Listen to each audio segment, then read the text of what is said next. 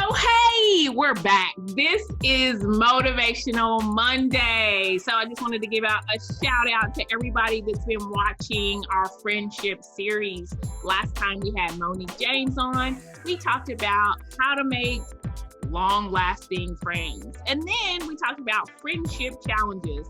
Today, we have a very special friend of mine. I will not introduce her until I'm finished with this spiel. So, today's Motivational Monday, and I want to remind you to always think positive about yourself. I know I've said this over and over and over again, but positive thinking really changes the course of your life. I can say this over and over and over again, but until you get it, you don't get it. Because the way that we think charts the course of our lives. So you can think about it like this. You're in a ship, okay? And then you've got this little helm or steering wheel, whatever you call it. I don't do the ship thing. I don't know why I even use that. Let's say car. Let's do car, okay? You're in a car and you have a steering wheel. Think about the car like your thought life, okay? The way you think about things, okay? Now, you have to keep your eyes on the road in order to go forward or even go backwards. You have to look in the rearview mirror, okay? Now, if you're always looking in the rearview mirror, you can't go forward, right? If you're always thinking about your past, you can't look forward to the future, okay? But if you look forward, then you can go forward, all right?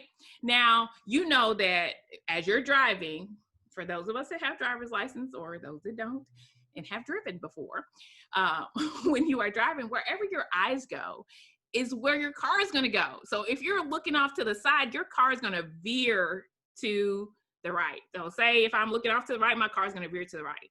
If I'm looking off to the left, my car is going to veer to the left. Same thing with your thought life. If you think about the negative, your whole life is going to go towards the negative. But if you think about the positive, then your whole life is going to go toward the positive. Now, does that mean that we're not going to have negative situations that come out? Arguments, disagreements, conflict, all that other stuff. Does that mean that stops? No, but it does determine your reaction to those conflicts and to that disagreement, to those arguments, okay? So on this Motivational Monday, remember to think positive, keep your thoughts on the positive, and even when you experience bad things, you'll react positively. All right, we have with us Erin Speer. Hey, Erin, how are you? Hey, I'm great. How are you? Doing well. So, for those of you that don't know, Erin is this. We are prayer partners, partners in crime. I mean, no, not crime, but partners in life. Doing journeys together. Our journeys together in 2 different states. So, I live in Oklahoma. And Erin lives in Michigan. So, Erin, tell us just a little bit about you, okay? Wow. Okay. A little? Yeah. I'm married. I have 3 kids. I'm a sign language interpreter. Show us some. Show us. Just give us. I ain't doing that. Yeah, dude. Okay. You'll see it on the face. Yeah. Okay. I got big faces. Okay. And I pastor a church with my husband. Yeah. So can you tell us the name of the church, or is it a secret? No, we pastor Engage Church in 3 Rivers, Michigan. Yeah. So I'm super excited because, Erin and I, we met and became friends kind of over the phone, which is it's a little different. So I met Erin when she was engaged to Chad. She had just gotten engaged to Chad. Yeah. And we had a really weird situation. I'm not going to go into that. It's my son and her, they had some kind of situation. Anyway, moving past that, my youngest son, we won't go into that. Anyway, so a good friend of ours passed away and they came down for the funeral. And Erin and I, we decided that we were going to go out, hang out, and we have been tight ever since. I mean, we communicate at least every day, every day of the week. And most of it's, I'm praying. I'm with you.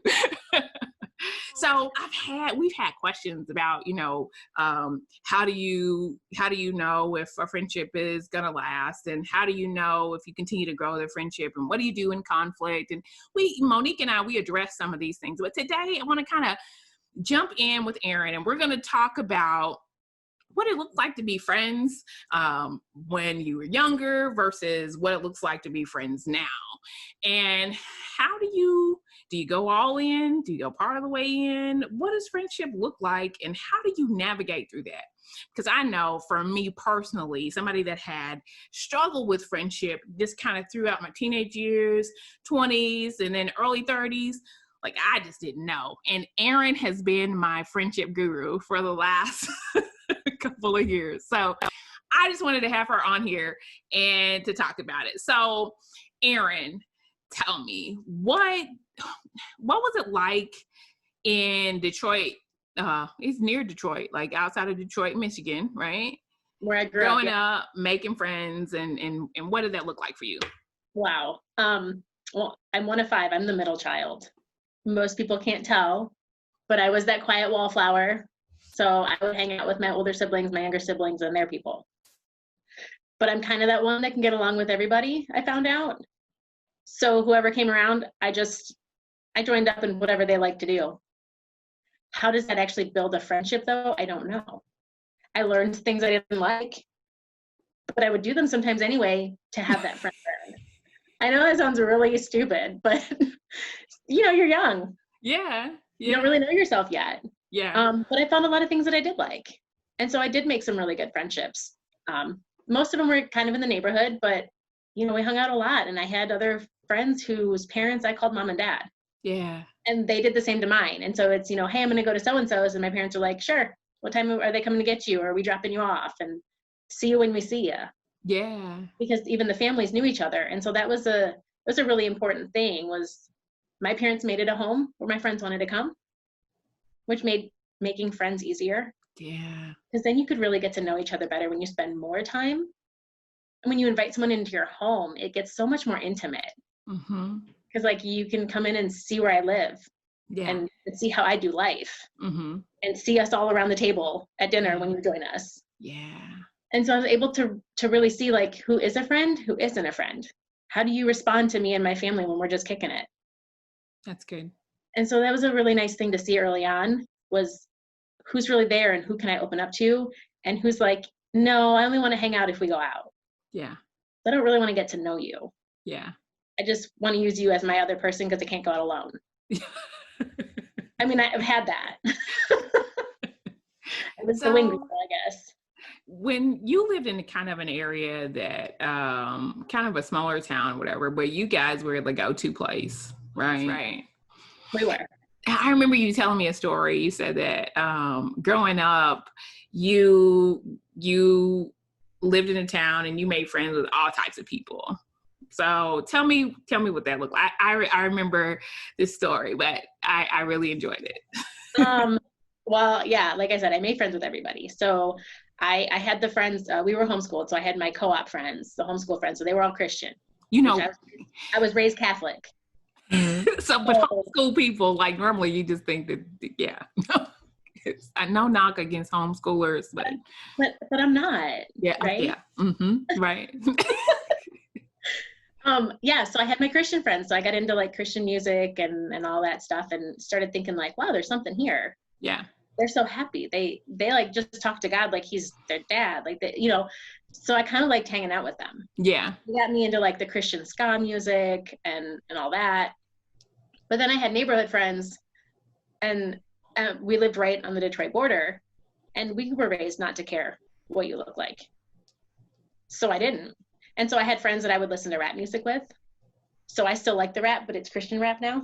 Mm-hmm. Mm-hmm. It's my thing. And then I had friends who liked the rock and the heavy metal and the punk, and I got into that too. That was my go to sleep music. But I learned some things, like I said, that I liked and that I didn't like. Yeah. I don't like that music anymore. Yeah.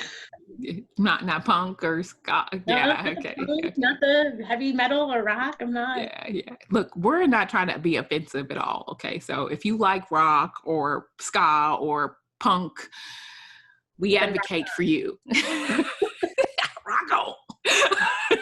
Look, I liked rock music coming out, which is really strange for a lot of people. But I had a guy, he introduced me to like rock and roll music I think as a teenager. And that's all I listened to. Like I listened to rock music from like 18 to 21.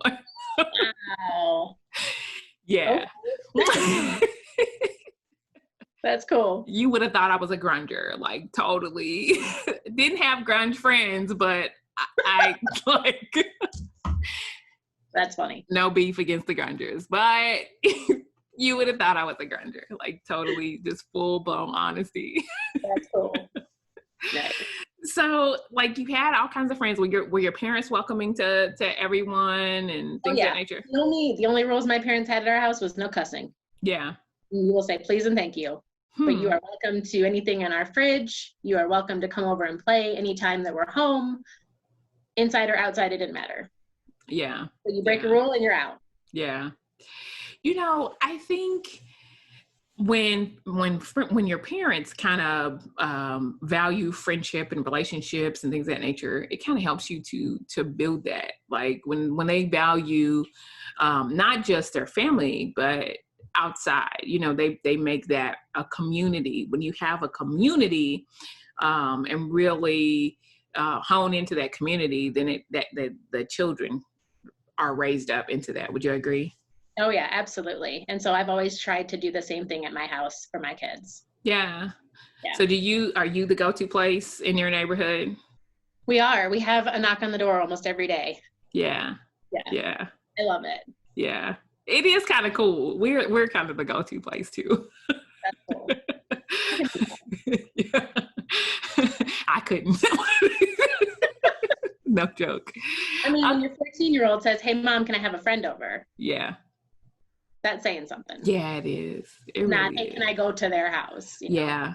Yeah, that's pretty awesome. I know you've had a long time best friend. Like, how did you guys meet? And like, how did that work out? You know, did you have a lot of best friends kind of over time, or did you just like, how did that look?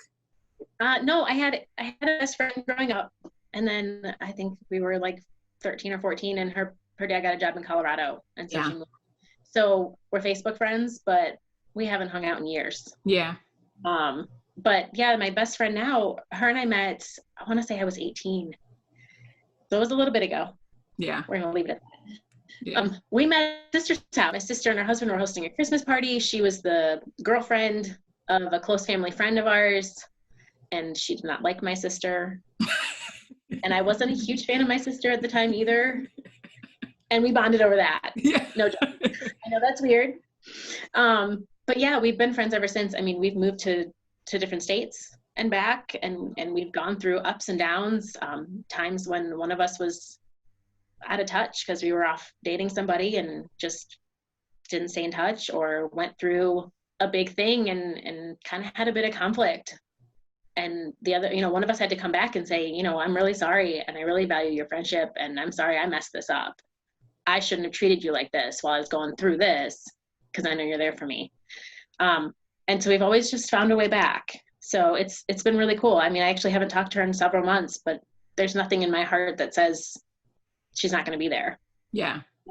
You know, Yeah. So it's really cool. So how do you get to that point? I mean, how did you know that she was that friend for you? Or did you just kind of wake up one day and say, oh my gosh, she's my best friend? Or what was it? No, it was just going through stuff together. Mm-hmm. It was just knowing that I could call her and she would listen. She might tell me I was acting stupid, but I could trust that she would say it because it was in my best interest in her heart. And so it just slowly opening those doors, opening those pieces of ourselves to each other, and seeing that the other person wasn't going to harm them, that they would listen and help us walk through it. Even if it was hey, I need you to watch my kids because I got to go do this over here, or, hey, I'm going through this and I need a shoulder to cry on, or I don't want to talk about it. Let's go watch a movie. Yeah. And no question was asked. Yeah. Okay, what time? Let's go. So little things like that just slowly opened the doors to more. And then the separations and coming back and getting that text that says, I'm sorry, I love you, I messed up. And knowing that person's still there. Yeah. It's a really big thing. Yeah. Well, conflict can really, kind of break friendship down. So you said 18 to X. Yes. I'm thinking it's a long time. It has been a long time, but she's a lot like me in the sense that we both look inwardly to see, what did I do? Did I do something? Yeah. How do I need to make amends? Or if she did something and she's coming to me with an apology, do I want to accept that?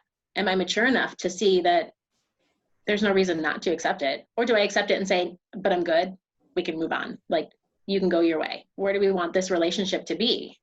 And we never really sat down and talked about it. Mm-hmm. It was just, as you slowly go through things, you just feel it. And so we were both the kind of person to just really look inwardly and be mature enough and grown enough to just go, wow, that was a big screw up. You need to apologize. You need to swallow this one and go say sorry. Yeah. I did it to her recently when she was going through something, and I guess I didn't respond in a way that was helpful at the moment. And I could sense something was off when we weren't talking. And so I texted her and she's like, well, I don't really want to talk. And I'm like, I did something. And I asked her and she's like, yeah, your response didn't feel supportive. This is what I'm going through. And this is kind of the support that I need. And I just said, I am completely sorry for that. I am here for you. Yeah. And I was able to then speak to her in that way and mend that. Yeah. So how do you know when the relationship is at a point where you're like, okay, I mean, I've taken the risk with this person and we've been friends from 18 to X. Yeah. How do you know that, like, with another friendship, like, I'm good, I don't want this to go any further, how do you weigh the difference? What's the difference? Yeah. That's a good question. I think I've had a couple of those where you almost sense a shift. And so you just kind of, again, I always look inwardly. That's just me. But I'm like, am I changing? Is my life going a different direction that it no longer meshes? Because for a while there, I lost some friends when I had kids and they didn't. My best friend though, she would carry the baby for me. She put on that big old Moby wrap thing and stuck my kid in it and walked around all day and loved it. A lot of people were like, oh, you have kids, you can't party, so you can't stay up past 10 o'clock. And then at that point, you're kind of like, well, I guess life has taken us a different route. Yeah. And it's, if you come back once you have kids and you want to be friends, we're going to go back to square one. Yeah. Because personally, I'm not just going to jump right back in where we left off, because you ditched this relationship. So I feel like you have to start back at square one with me. Have you ever been in a place where you felt like you've just you've bailed on a relationship, or you've bailed on someone because, maybe your life just wasn't conducive, and then you realized it and then you're like, oh my gosh, how do I fix it? Honestly, no, but that's because I'm one that doesn't say no. And that's something I'm working on. I'm always the yes person. Okay. Like, hey, you want to hang out? Yeah. I'll figure out the rest of my life to hang out on your schedule. Hey, can I borrow some money? Yeah. I'm a single mom with 3 kids. I have extra money. But yeah, I mean, literally, no joke. There's probably $800 floating around out there that I'm never going to see from various people. And so at this point, it's like, well, be blessed. But no, I haven't been the one to really walk away from one and then go, ooh. I've been ditched in relationships. It's been kind of difficult. What does it feel like, when you're ditched when you're the person that's being ditched in the friendship? It hurts. And like I said, being an inward focused, kind of checking myself kind of person, I always wonder, where did I go wrong? What did I say wrong? Did I say no to you and I shouldn't have? Did I not rearrange my schedule enough for you, even though my family needed it? They were the priority. Something that I've had to work on, and I just really had to go with the Lord, to be honest, and say, you know, if this one was done, I need you to just, you know, you've got to take this because it hurts. Or am I supposed to approach them and say something? And so sometimes it's always hard, and sometimes you just don't get an answer on what to do. You know, Monique and I, we talked last time, and she had alluded to culturally, for me, you know, I've always culturally, just within my community, she had talked about this too.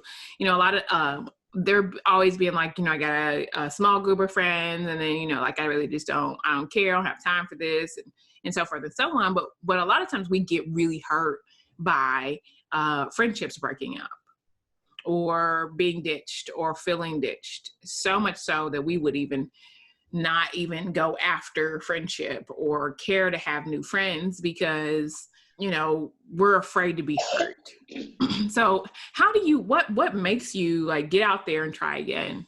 I didn't for a long time. It was me and my 3 kids, and it didn't seem like anybody wanted to be around. First of all, a single mom. I mean, I actually had family members not really invite me to hang out very much anymore either, after I went through my divorce. So I kind of I kicked it with my kids, and I wasn't trying to be friends with anybody. I would chat with the neighbors if they had kids at the playground, but I wasn't trying to make friends. I didn't know if that was even going to be a thing again. And now it's hard to make friends when you're a pastor. Yeah. Can you really be friends with your church members, you know, and who are you friends with? It's like you have to go outside. Like, we're in a really small community. I have to go outside of this community, I feel like, to make a friend that I can really talk to. Like, I'm able to talk to you, but you don't live anywhere around here. Yeah. Yeah. You know, so it's really hard. Yeah. Yeah.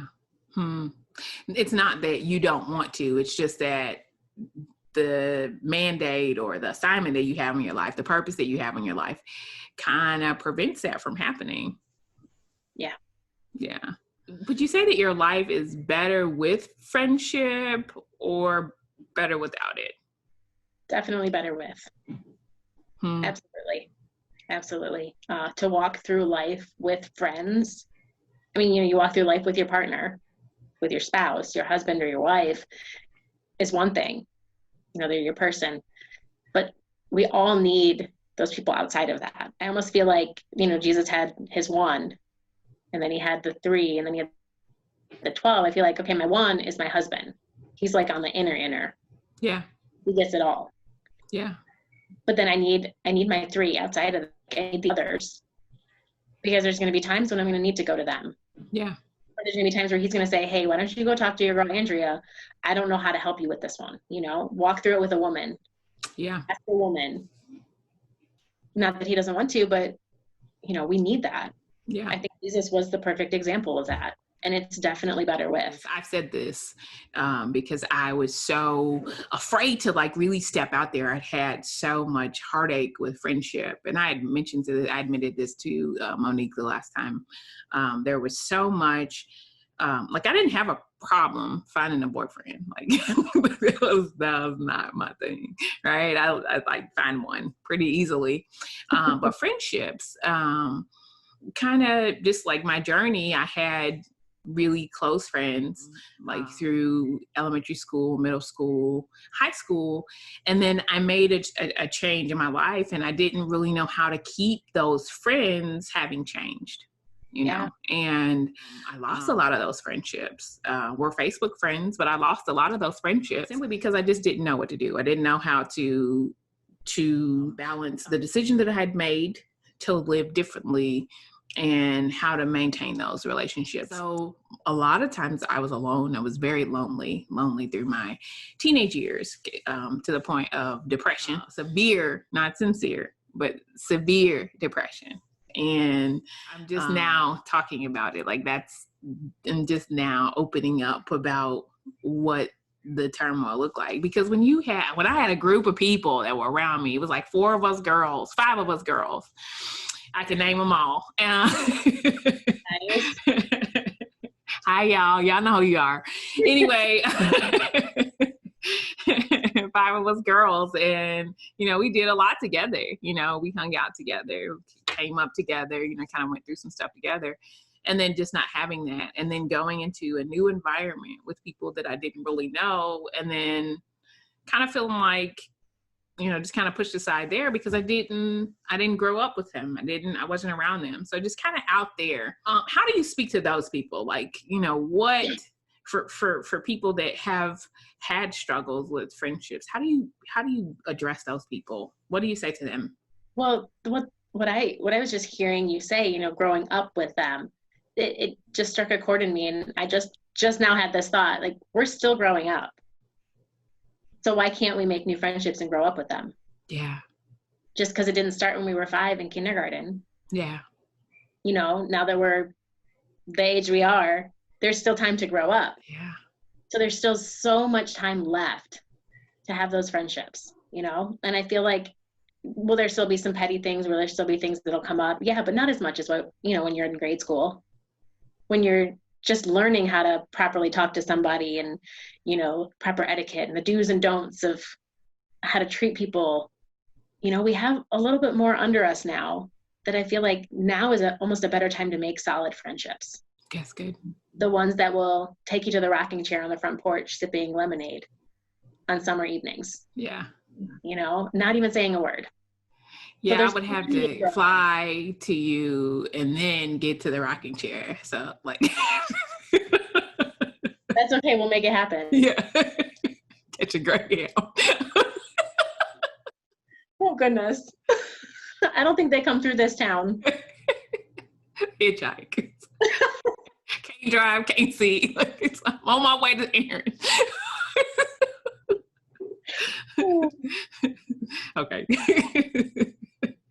But I think that some of the relationships I'm making now, yeah, like friendship, I think that those are the ones I feel like are really going to last. Yeah. Yeah. Like, how do you know? I mean, I know for me, getting to know you, it was delightful. I have a lot of very charismatic people in my life. I'm charismatic myself. I'm kind of a mix between introvert and extrovert. Yeah. And I'm a good listener until I want to talk. And then I want to talk. And then I'll listen when I'm finished I've talking. noticed. Yeah. You too. And kind of, I'm not been, a lot of times people are drawn to me that are talkers because I listen. Right. But then there comes a point in time when I want to be heard. And Erin, you were that for me. Like you listened to me when I just wanted to just talk and talk and talk and talk. And then when I'm done talking, then I listen and listen and listen and listen. Right. Yeah. And I try to remember things that we talked about, like go down the list. Yeah. What about this? And if doing that over the phone, it was, I mean, that was kind of an adventure. It's kind of scary, here you are, you don't know what this person is like outside this conversation, right? Yeah.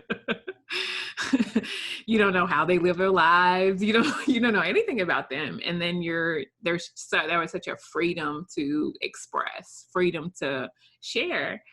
So it was really cool, just really cool, getting to know you. Now we have gone past the phone, just to let you know, we've gone past the phone. Yes. We have deep conversations, it's not just superficial, but, just developing a friendship over the phone and really being able to connect with someone. Not necessarily, we don't have a lot of occasions where we're able to just hang out. But there are times when it's like, hey, look, this is going on. And we're on the phone for like 2 hours talking about life, doing whatever we're doing.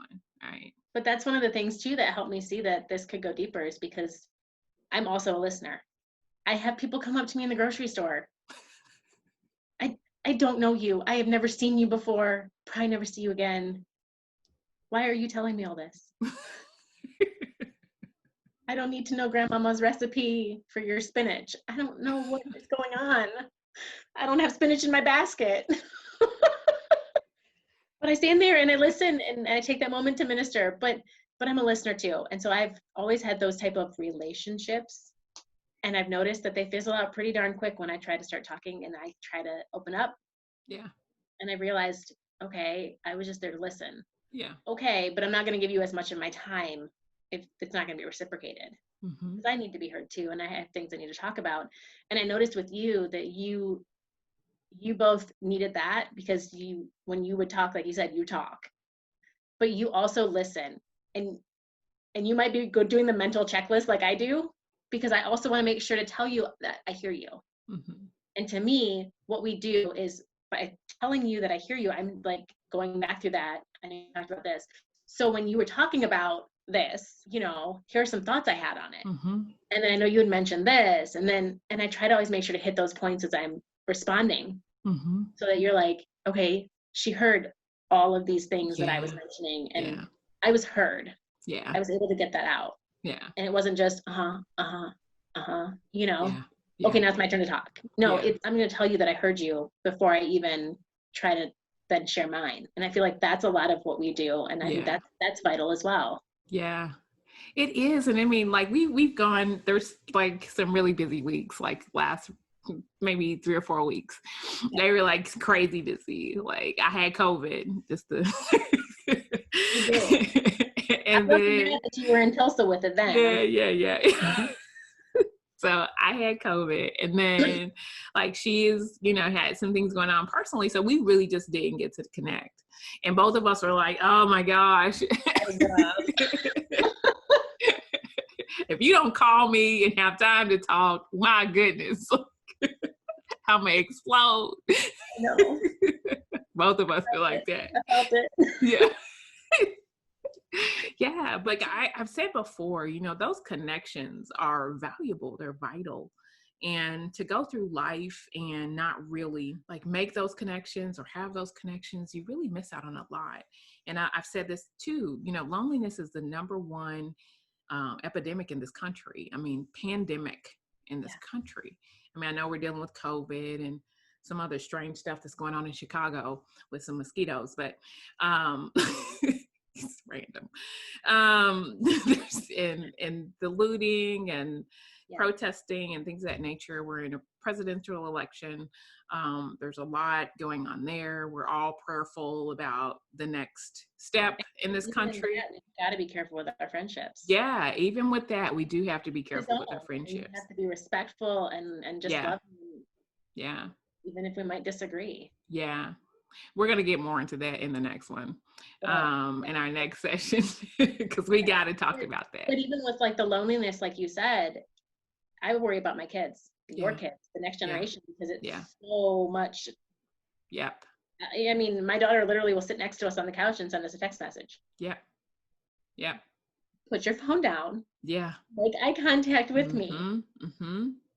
I mean, it's going to get worse. Yeah. If these kids aren't taught to put their phones down. Yeah. And engage. Connect. Yeah. Yeah.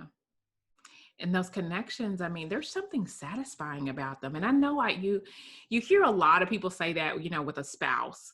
And both Erin and I, we do know that our spouses, they are a lot to us, but they are not our everything. Yeah. Right. It says the two come together to become one in a marriage, but they're both separate entities alone. And we both have separate needs outside marriage. A lot of times people will have friendships. I've noticed this. People have friendships and they're like so antsy, like, I want a man. I just can't wait to have a man, and it's going on and on and on and on. And God has blessed them with like really solid people, really a really solid support system, but they will dismiss the friendships and the relationships that God put in their lives to go after a relationship, a romantic relationship. Yeah. You know, because they're like, you know, this is everything. And you get into this marriage and you realize that this is every day. Yeah, there's no taking a day off. There's no busy weeks outside of the marriage. Yes. So this is every single day. Breath, smells, sweat, romance, more sweat. You are in a house full of boys. Yes. Really bad smells, bad stuff. Lots of stuff going on with the smell area, you know, Febreze candles all the time. Smells. That's my life right here. My life. I'm not saying that's Erin. She's got 2 daughters. They don't have smells like that. I have smells. Just saying. It's a lot of smells going on. But I'm saying it's every day. And you like, you know, people go hard after these relationships thinking that they're going to be whole. But God, you know, whether you're Christian or not, God puts people in your lives, in your life to help you, to build you up, to support you. You know, whether it be family members, whether it be friends that you meet throughout your journey, God puts people there for the season that you're in to help strengthen you and to settle you and to make you whole. Not saying that you're not whole outside of him, but he puts things that the Bible says in Philippians, it says that there is a supply that comes from other people. There's a supply. What does that mean? It means whatever you have on the inside of you, out of you, I need. Right. Whatever Erin has on the inside of her, that has helped me. It has helped me grow. It's helped strengthen me. It's helped me be a better person. It's helped me think differently as my friendship grew. She has walked me through tons of things because I needed it. Like without Erin, I'm gonna tell you, without you being here, I just don't know that I would have gotten through the stuff that I've gotten through. So I'm totally appreciative of that. Right. I can say the same to you. Yeah. Well, guess what? We are out of time. On this Motivational Monday, remember your thoughts control where you go. So if you want your life to go in a positive direction, think positively. Until next time, we'll see you then. Bye.